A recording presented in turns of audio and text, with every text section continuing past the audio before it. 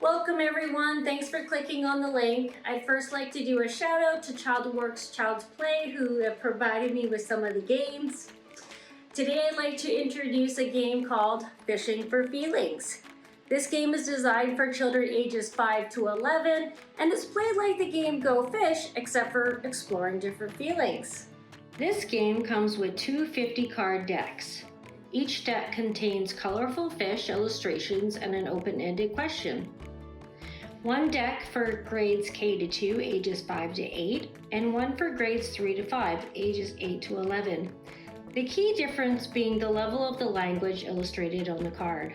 The learning objective for the players are to understand how to recognize their own feelings, how to express feelings, how to identify feelings in others, and how to handle different situations that involve feelings. Just like the game Go Fish, the object of the game is to make as many pairs as you can. To start the game, first decide which deck of cards you're going to use, and then deal 5 cards to each player. The remaining cards become the ocean. Each player then takes a turn asking another player for a particular fish to see if they have the matching fish. If yes, the other player then hands over the card. If no, the player will respond with "Go Fish," and the players whose turn it is picks up a card from the ocean. Before placing the card into their hand, they are required to read it out loud and to respond to it. So for example, tell me about a time you felt calm. Once they answer the card, they can then place it into their hand. If they have a pair, you can place it on the table. Once all the cards have been paired and placed on the table, the game is over. The player with the most pairs wins the game. In my experience, this game can be used in multiple ways. It can be played with the decks separate or together.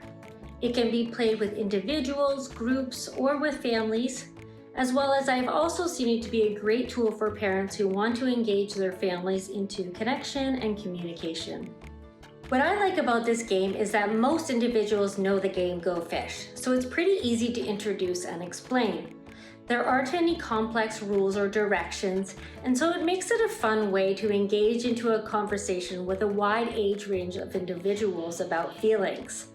Sometimes if I'm focusing on a specific feeling, the game offers some flexibility in creating your own deck to play with. And lastly, its size. It's small, it's easy to pack, and easy to store.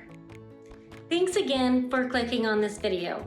You can find Fishing for Feelings in the link below, and please use the comment section to send me your requests. And of course, don't forget to hit the like and subscribe button for quick access to more videos.